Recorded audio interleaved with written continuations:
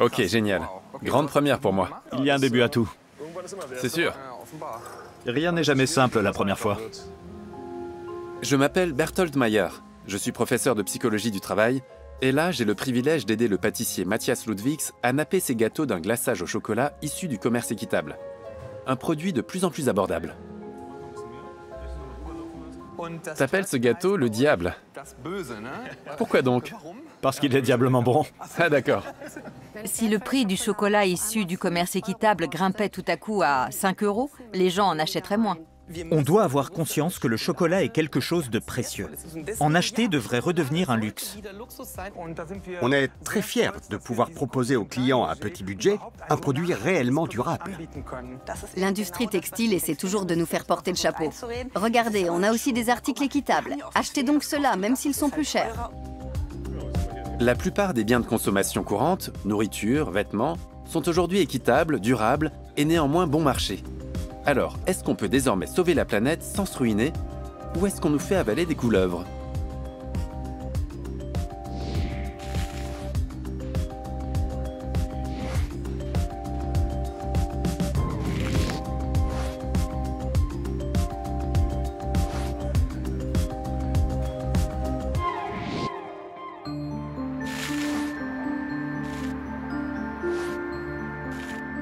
En consommant équitable et durable, on lutte contre l'exploitation des travailleurs et de l'environnement dans les pays du Sud. Bien sûr, on voudrait tous pouvoir le faire, mais jusqu'à présent, seule une petite minorité de gens en avait les moyens ou la volonté. Le prix des produits oblige. Or, cet obstacle semble presque levé. Depuis quelque temps déjà, les aliments certifiés équitables et les habits écolos ne sont plus seulement des produits de niche. On en trouve même à des prix plus que raisonnables chez les discounters et dans les chaînes de prêt-à-porter. Alors, est-ce qu'on peut tous bien manger sans nuire à personne? Ou est-ce que le label Fairtrade n'est que la façade proprette d'un sale business? Et un diable pour madame. Je vais creuser la question avec Claudia Brück, membre du directoire de Fairtrade Allemagne. Alors? Délicieux. Tout simplement exquis. Et fourré aux framboises. Vous vous réjouissez que les produits estampillés Fairtrade ne soient plus réservés aux petits commerces écolos? Oui, parce que peu de gens fréquentent ces commerces. Pour les producteurs, il est important d'avoir des débouchés. Cette évolution est donc très positive. Oui, mais aujourd'hui, on trouve du chocolat Fairtrade à peu près aussi bon marché que le chocolat non issu du commerce équitable, à 1 € et quelques la tablette. Comment c'est possible? Dans la logique Fairtrade, on assure un prix minimum aux producteurs pour leurs marchandises. C'est au niveau des autres maillons de la chaîne d'approvisionnement que les coûts diffèrent. Par exemple, s'il s'agit d'un gros producteur qui vend ses produits à un supermarché discount, le supermarché va réaliser des économies d'échelle. Quand on achète et qu'on transforme en grande quantité, les coûts fixes se répartissent sur un nombre d'articles conséquent, ce qui fait baisser le prix à l'unité. C'est comme ça qu'il peut y avoir du chocolat Fairtrade à 1 €. Mais il existe aussi des chocolats qui racontent des histoires plus longues et qui coûtent un peu plus cher. En 2018, vous avez publié une étude qui montre que 50% des producteurs de cacao Fairtrade de Côte d'Ivoire vivent encore sous le seuil de pauvreté. Est-ce que ça veut dire que le prix minimum garanti est encore trop bas? De cette étude réalisée à notre initiative, il ressort que beaucoup de producteurs de cacao Fairtrade ont uniquement de petites surfaces et que la productivité de ces parcelles n'est pas très élevée, si bien que le prix minimum garanti n'est pas suffisant pour eux. Et justement, dans le sillage de cette étude, Fairtrade a décidé d'augmenter de 20% le prix minimum et la prime de développement. Pourquoi ne pas augmenter substantiellement les prix des produits labellisés Fairtrade pour lutter plus efficacement contre le travail des enfants en Afrique de l'Ouest, par exemple? Parce que le prix n'est qu'un facteur parmi d'autres. Quand un paysan n'exploite qu'un demi-hectare, c'est trop peu pour pouvoir en vivre. Même si on doublait les prix, voire qu'on les quintuplait, ça ne suffirait pas. C'est la première chose. La seconde, c'est que nous sommes en compétition avec les autres cacaos. Si le prix du chocolat issu du commerce équitable grimpait tout à coup à 5 €, les gens en achèteraient moins. Or, l'accès au marché pour les producteurs est le premier pas vers la sortie de la pauvreté. Il ne faut pas leur couper les débouchés. Le label Fairtrade est pour ainsi dire un label social. Mais on peut en douter s'il permet aux paysans de pratiquer la monoculture, qui épuise les sols sur la durée et menace donc à terme leurs moyens de subsistance. Alors, concernant le cacao, Fairtrade a environ 130 critères. Un tiers d'entre eux concernent l'environnement. Nous conseillons aux coopératives d'éviter les monocultures et de cultiver d'autres arbres et plantes autochtones à côté des cacaoyers pour qu'ils puissent subvenir à leurs propres besoins alimentaires et s'assurer une deuxième source de revenus avec des fruits tropicaux par exemple. Le cacaoyer est un arbre qui s'accommode très bien de l'ombre. Je connais des agriculteurs qui cultivent des bananiers et des cacaoyers sur les mêmes parcelles. Ça ne suffit pas, nous devons aller plus loin. Mais nous allons dans la bonne direction.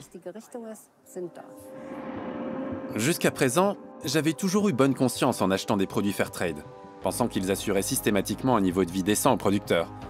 Or, ce n'est manifestement pas le cas. D'ailleurs, à ces prix-là, comment y croire? Pendant des décennies, à vrai dire, on s'en est moqué éperdument. Une seule chose comptait, inonder le marché d'une quantité toujours plus faramineuse de produits à des prix de plus en plus bas. Un bon café le matin, un gâteau au chocolat au goûter, et le week-end, un peu de shopping. Et les pays du Sud dans tout ça? On y travaillait dans des conditions comparables à l'esclavage, pour des salaires de misère, y compris les enfants. Des forêts tropicales ont été anéanties, des sols épuisés et empoisonnés aux pesticides. En bref, on a vécu aux dépens des autres. Et on continue à le faire. Heureusement, de plus en plus de consommateurs souhaitent que les choses changent. Nous avons revu nos exigences éthiques à la hausse. Désormais, tout doit être équitable et durable. Ce sont là des notions et donc des marchés en plein boom. Café, bananes. En Allemagne, le chiffre d'affaires de la branche équitable a triplé ces 10 dernières années. En France, il a quintuplé. Tout ça grâce à la distribution en supermarché à prix cassé. Mais comment voulez-vous qu'à ces prix-là, on améliore substantiellement les conditions de vie de qui que ce soit? Si on voulait vraiment sauver le monde, combien devrait coûter la tablette de chocolat?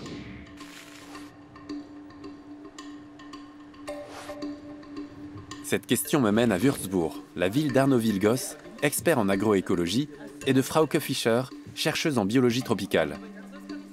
Tous deux s'inquiètent pour les forêts humides, menacées entre autres par les plantations cacaoyères, dont certaines sont bien peu regardantes vis-à-vis de l'environnement. Ils en ont reproduit une en miniature dans cette serre et ont créé leur propre chocolat, avec du cacao venu du Pérou, qui se veut l'un des plus équitables, durables, mais aussi qualitatifs du monde. C'est vraiment bon. Oui. C'est comme du chocolat noir, mais avec une fraîcheur. Oui, c'est le fruit de la fermentation. Il n'y a pas encore d'amertume. Ces notes-là Non, aucune. apparaissent à la torréfaction. Prends ce sac de fèves et vends-les. Sans blague, je suis bluffé. Je n'ai jamais rien mangé de tel. Qu'est-ce que vos plantations ont de si spécial? Comment les paysans qui participent à votre programme cultivent-ils le cacao? Nous avons des systèmes agroforestiers qu'on appelle aussi jardins cacao. Les cacaoyers n'y sont pas cultivés en monoculture, mais avec tout un éventail d'autres plantes indigènes, des plantes utiles et des arbres. Ça favorise la biodiversité et les prestations écosystémiques. Ça a aussi l'avantage de permettre aux paysans de cultiver en parallèle des aliments pour leur propre consommation, sur les mêmes parcelles, chose qui ne se fait pas dans les plantations classiques. Oui, on est à l'opposé des productions cacaoyères type qui riment avec déboisement et culture sur brûlis. Les terrains sont dévastés. Ils y plantent les arbres à l'ombre de quelques bananiers à raison de 1200 cacaoyers à l'hectare, plantés très serrés et cultivés à grand renfort d'insecticides, de pesticides et d'engrais. Ce type de monoculture intensive absorbe tous les nutriments des sols des forêts tropicales et oblige à défricher toujours plus. Arno et Frauke, eux, font pousser d'autres plantes qui ont la propriété d'enrichir la terre. Ils doutent fort, et pour cause, que les producteurs Fairtrade bénéficient de tous les conseils nécessaires à des cultures aussi durables.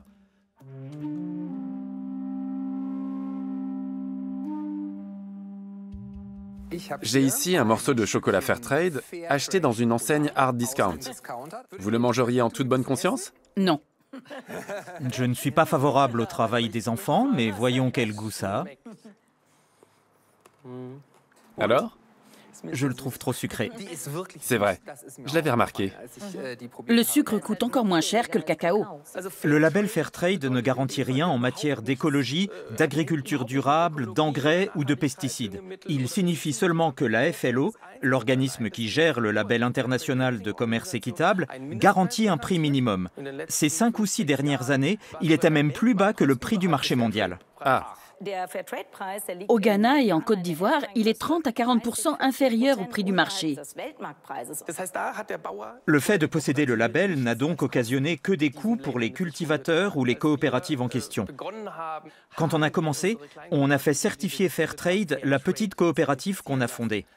Un jour, un inspecteur est venu, il a passé une demi-journée au bureau de notre coopérative et on lui a donné les 4 000 $ que coûte le logo chaque année. Et puis on l'a plus revu pendant 3 ans. Il n'a visité aucune ferme, aucune famille. On aurait pu enchaîner des enfants aux arbres. Bref, ils n'ont fait absolument aucun contrôle sérieux pour des raisons de coût. Alors on s'est dit qu'il devait y avoir mieux. Et c'est le direct trade, le commerce direct sur un pied d'égalité, sans intermédiaire et sans tenir compte du cours du cacao. une tablette de chocolat Fairtrade achetée dans un magasin discount coûte 1,09 €. Combien coûte une tablette de chocolat Direct Trade de votre coopérative? Notre chocolat coûte 7,50 € la tablette. Mais on est dans une toute autre dimension. Nos cultures cacaoyères favorisent la biodiversité et les producteurs gagnent 3 à 4 fois plus que les autres petits exploitants qui vendent du cacao. On ne peut pas dire « une tablette de chocolat coûte 1 €. On s'est mis dans la tête que c'était un prix normal. Mais on se fourvoie. Vendre des tablettes à ce prix-là se fait au détriment de la nature, des gens, de la qualité. Je préfère manger une seule tablette d'une qualité comme celle-ci plutôt que 10 d'un chocolat à mini prix. Ça veut dire que concernant la consommation de chocolat, vous préconisez finalement l'abstinence, si je comprends bien. Bien sûr que non. Renoncer serait idiot. Nous, on prône le plaisir gustatif. Le chocolat bon marché ne procure pas un grand plaisir gustatif. Il est dur, trop sucré. Et quand on sait qu'en l'achetant, on encourage l'exploitation des enfants et la destruction des forêts tropicales, ça ne peut pas procurer de plaisir. On doit avoir conscience du fait que le chocolat est quelque chose de très précieux. Alors oui, en acheter devrait redevenir un luxe. Mais un luxe qu'on peut se permettre. À moindre dose, certes, mais personne n'a besoin de manger 10 kilos de chocolat par an. Un chocolat à prix de luxe ferait-il vraiment la différence? Je pose la question au président de la coopérative cacaoyère péruvienne qui travaille avec Arnaud et Frauke. Luis Jonathan Cayo Arcega prend volontiers le temps de me répondre. Vos conditions de vie ont-elles progressé depuis que vous collaborez avec Arnaud? Avant, on travaillait chacun à sa manière en pensant bien faire. On défrichait beaucoup, on tuait beaucoup d'animaux. Bref, on se moquait pas mal de l'environnement. Mais on a changé. Ça a été beaucoup de travail, mais on a appris comment régénérer les sols, planter des haies, s'organiser entre nous. Ça a fait une vraie différence dans nos foyers, dans toutes les familles de la zone concernée. Par exemple, on peut désormais offrir une éducation à nos enfants. Ils peuvent tous aller à l'école maintenant. Merci beaucoup. À la prochaine. Nous venons d'apprendre de première main que cette forme d'agriculture durable fait une vraie différence sur place, en matière de revenus, d'éducation, de réparation des dommages environnementaux. Et ce résultat, c'est pas à 1,10 €, mais à 7,50 € la tablette qu'on peut espérer l'atteindre. Certes, plus ces expériences prennent de l'ampleur, plus le prix pourra baisser. Mais des produits fabriqués à partir de plantes tropicales exigeantes comme le cacao ou le café ne pourront jamais être durables, équitables et très bon marché. Donc, pour les plus modestes d'entre nous, la solution est effectivement de réduire sérieusement les quantités. C'est évidemment pas une perspective séduisante pour les consommateurs, encore moins pour les industriels. C'est pourquoi des startups cherchent à développer des produits de substitution. Exemple, du chocolat sans cacao, fabriqué avec de l'avoine, une plante qui se cultive de façon durable à bien moindre coût.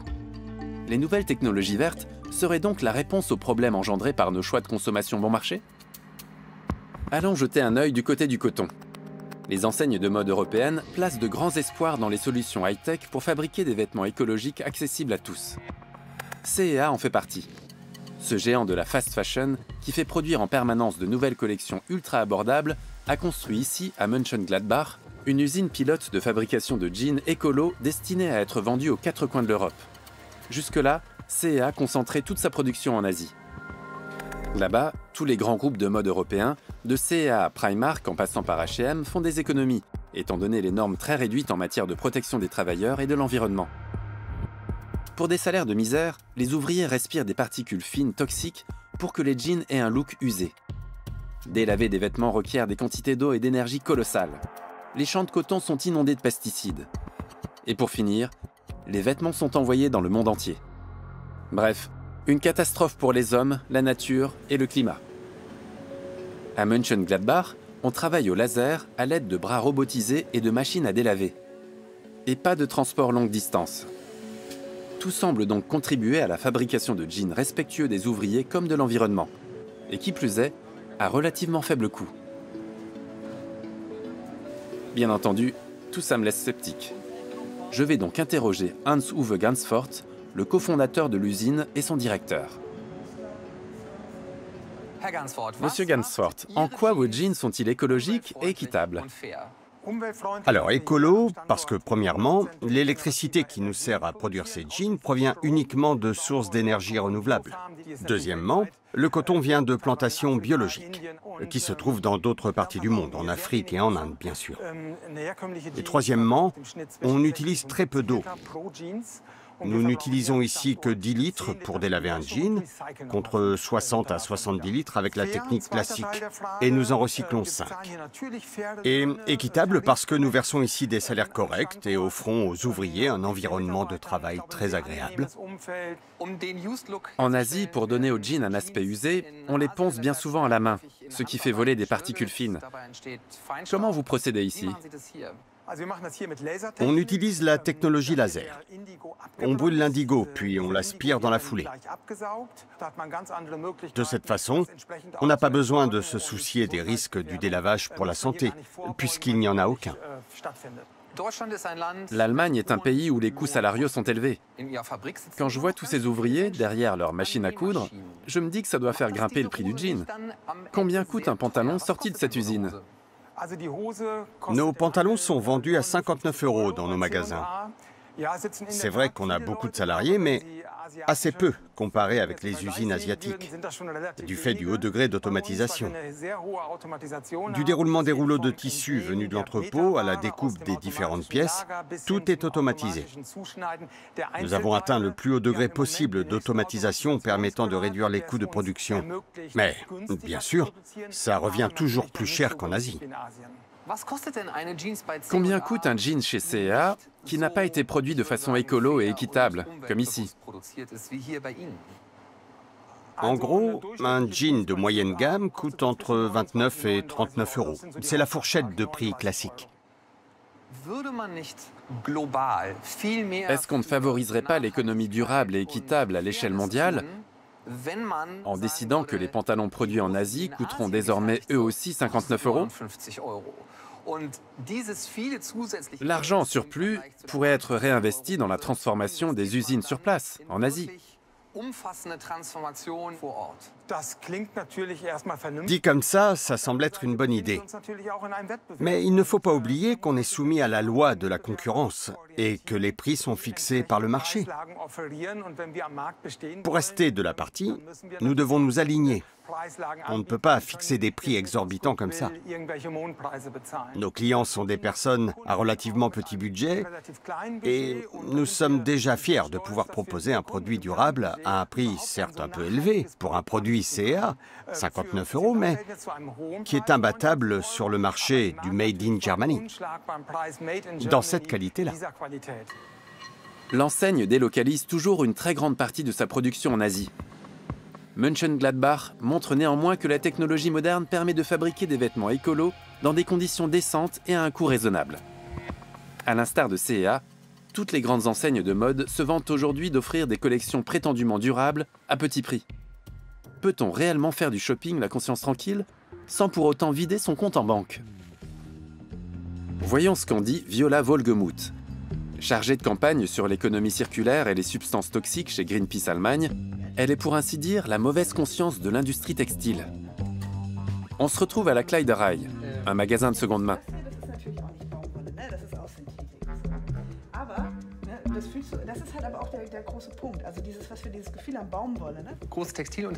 Les grandes entreprises textiles comme C&A essaient de fabriquer des vêtements équitables, durables et écologiques grâce à de nouvelles technologies, notamment l'automatisation, et à nous les vendre très peu cher.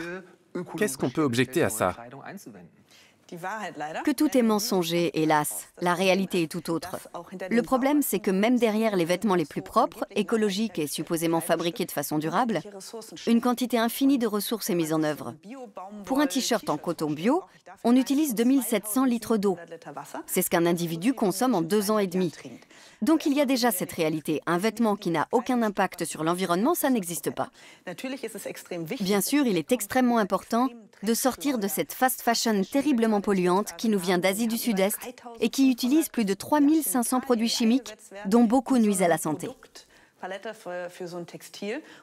Par ailleurs, les conditions de travail sont souvent inhumaines, proches de l'esclavage. Il y a un nombre énorme de choses à améliorer. Mais quoi qu'il en soit, nous devons nous défaire de l'idée qu'on pourra continuer à produire dans ces quantités-là de façon écologique. Si acheter les habits neufs restera forcément polluant à l'avenir, j'imagine que vous exhortez les gens à y renoncer. Mais ça ne doit pas vous rendre très sympathique, si? Il ne s'agit pas de faire une croix sur les nouveaux vêtements, mais de consommer autrement. Au lieu de tout acheter neuf, ce qui favorise une production textile de masse, il faudrait que les habits sortis de l'usine ne constituent plus que 40% de notre consommation vestimentaire. Et que pour les 60% restants, on ait recours à tout ce qui est seconde main, prêt, partage, troc, retouche. C'est pour ça qu'on a besoin de ce genre de lieux, de magasins de seconde main, de retoucheurs dans les centres-villes. Le concept de cette friperie est merveilleux. Avec mon abonnement d'1 mois, je peux venir quand je veux prendre 4 articles selon mon humeur et mes envies et revenir les échanger autant de fois que ça me chante. En théorie, je pourrais passer ici tous les jours chercher une nouvelle tenue et donc porter chaque matin des habits différents. On est bien loin du renoncement. Ce n'est pas triste, au contraire. Ces autres façons de consommer sont très attractives. Il suffit de prendre le pli. Mais est-ce qu'on ne fait pas porter tout le poids du changement de système, ou une grande partie, aux consommateurs, pour qu'ils tournent d'eux-mêmes le dos aux sirènes de la fast fashion? De fait, les consommateurs ne peuvent pas révolutionner le système tout seuls, même si l'industrie textile essaie toujours de nous faire porter le chapeau. Regardez, on a aussi des articles équitables. Achetez donc ces deux-là, même s'ils sont plus chers, vous êtes maître de vos achats. Il faudrait instaurer un impôt sur le textile. À chaque fois que quelqu'un met un vêtement sur le marché, il devrait payer une taxe qui lui serait restituée s'il recycle la marchandise. Et surtout, il faut une réglementation stricte de ce qu'on a le droit de mettre sur le marché. Il faut vraiment une législation, une loi sur les filières d'approvisionnement qui réglemente toute la chaîne de production, de la fibre jusqu'au dernier bouton.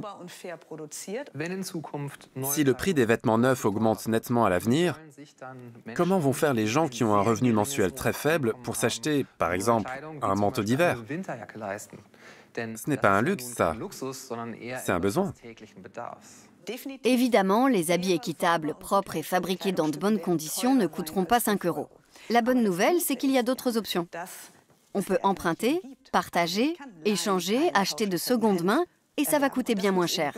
On pourra continuer à posséder une certaine quantité de vêtements, à commencer par les sous-vêtements, mais aussi un bon manteau d'hiver, article que j'achète une seule fois dans l'année et que je peux porter 7 ou 8 ans. Le gros problème, c'est la fast fashion qui nous pousse à consommer en masse. Que ce soit sur Internet, chez Primark ou dans ces immenses enseignes d'ultra fast fashion, l'achat d'un vêtement n'est plus un événement. On achète par ennui, pour se divertir. Il faut sortir de cette logique. Je vais même plus loin. Si les entreprises qui fonctionnent sur le modèle de la fast fashion ne commencent pas dès maintenant à changer, elles n'existeront plus d'ici une vingtaine d'années. On ne pourra plus se permettre d'acheter leurs produits, parce que cette génération n'acceptera tout simplement plus un modèle de production aussi destructeur pour le climat. C'est donc pas seulement à nous d'acheter plus équitable et plus durable. Cette question relève aussi, et peut-être avant tout, d'initiatives politiques comme l'instauration d'une taxe sur les nouveaux vêtements ou une loi européenne sur les chaînes d'approvisionnement, qui contraignent les branches polluantes à produire plus propre.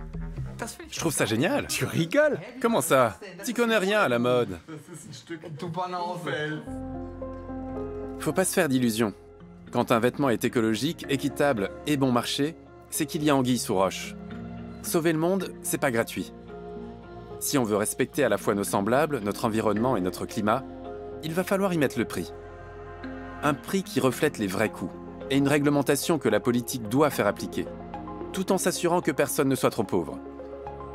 Alors peut-être qu'un jour, nous pourrons tous vivre bien, sans que ce soit aux dépens d'autrui.